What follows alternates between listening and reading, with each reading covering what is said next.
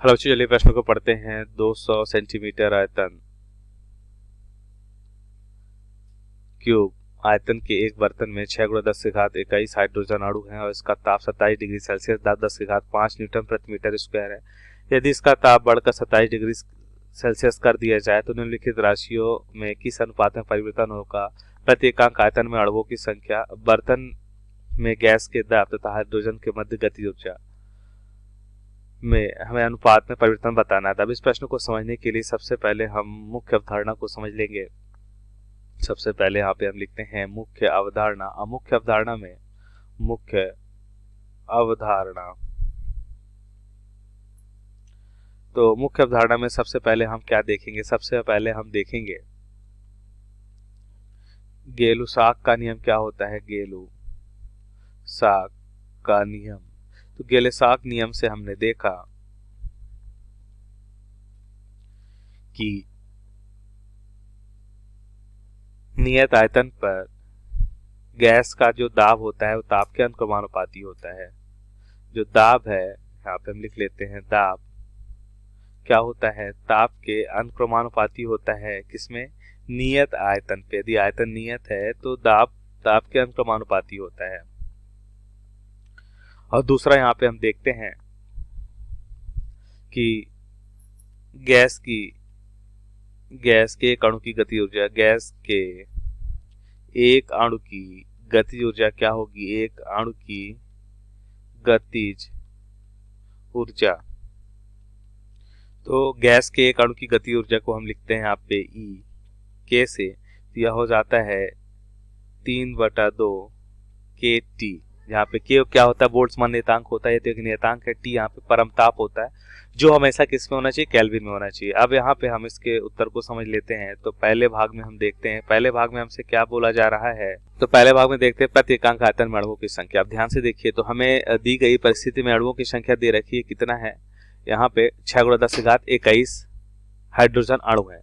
तो अब ध्यान से देखिए, यहाँ पे यदि हम यहाँ पे क्या करते हैं, ताप को बढ़ा देते हैं, तो हम देखते हैं दिए गए गैस में अणुओं की संख्या तो समान रहने वाली है, क्योंकि यहाँ पे हम गैस के आयतन में यहाँ पे हम देखते हैं या गैस में हम परिवर्तन नहीं कर रहे हैं। इसका मतलब ये हुआ कि अणुओं की संख्या दिए गए गैस में समान रहेगी। तो ताप बढ़ाने पर हम देखते हैं, ताप बढ़ाने पर दिए गए गैस में अणुओं की संख्या समान रहेगी।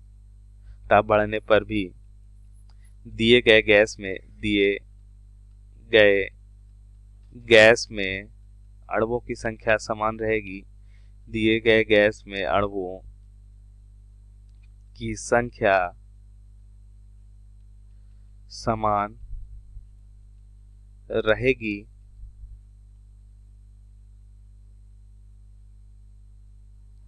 तो हम यहाँ पे अनुपात क्या कह सकते हैं? 1:1 होगा। तो अतः इनका अनुपात भी हम देखते हैं, पहले गैस में अणुओं की संख्या N1, दूसरे में N2, तो ये आपस में क्या होंगे? समान होंगे। मतलब इसका अनुपात 1:1 होगा, जिसका मान भी हम यहाँ पे लिख सकते हैं N1 N2 बराबर क्या हो जाएगा? देखिए ध्यान से, 6 × 10 की घात 21 अणु रहेंगे। 6 × 10 की घात 21 अणु रहेंगे प्रति एकांक आयतन में। अब हम इसके दूसरे भाग में चलते हैं। तो दूसरे भाग में हमें क्या बताना है? ध्यान से देखिए, बर्तन में गैस का दाब बताना है, ठीक है। तो दूसरे भाग में हम गैस का दाब देखते हैं क्या होगा। दूसरे भाग में यदि हम देखें गैस का दाब, तो गेलुसाक नियम से हम जानते हैं, मुख्य अवधारणा में हमने देखा कि दाब क्या होता है? ताप के अनुक्रमानुपाती होता है। इसका मतलब दाब देखें तो P2/P1 बराबर हम लिख सकते हैं क्या? T2/T1।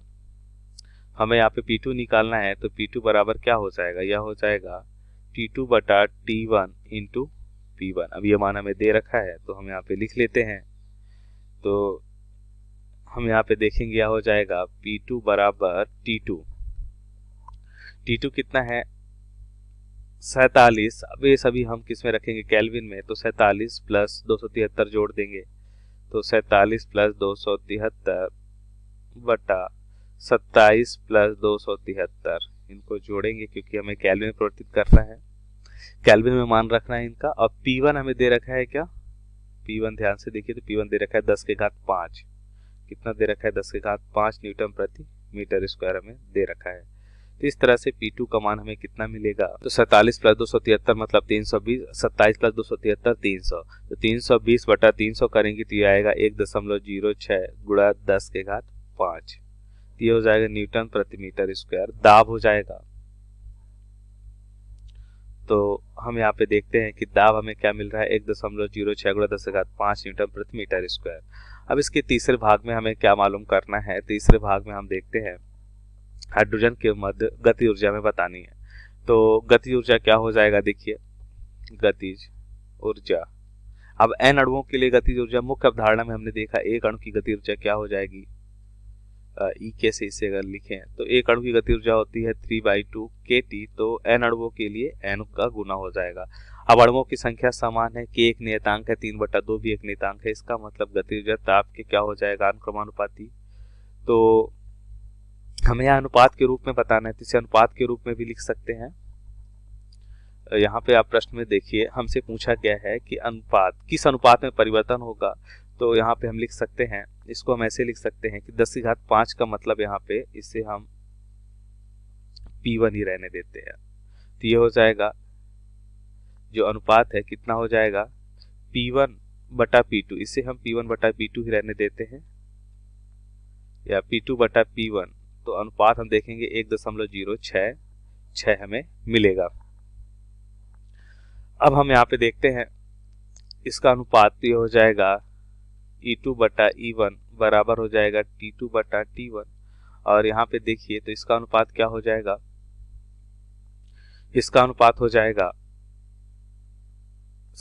कितना? 47 है, 47 प्लस 273 मतलब 320 और 27 प्लस 273 300। तो इसका अनुपात भी देखेंगे 1.066 समान ही मिलेगा। तो ये हमारे प्रश्न का सही उत्तर होगा और दोनों का अनुपात समान है और यहाँ पे इनका अनुपात जो है 1:1 होगा। तो हमारे प्रश्न का सही उत्तर है। आशा करते हैं आपको समझ आया होगा। धन्यवाद।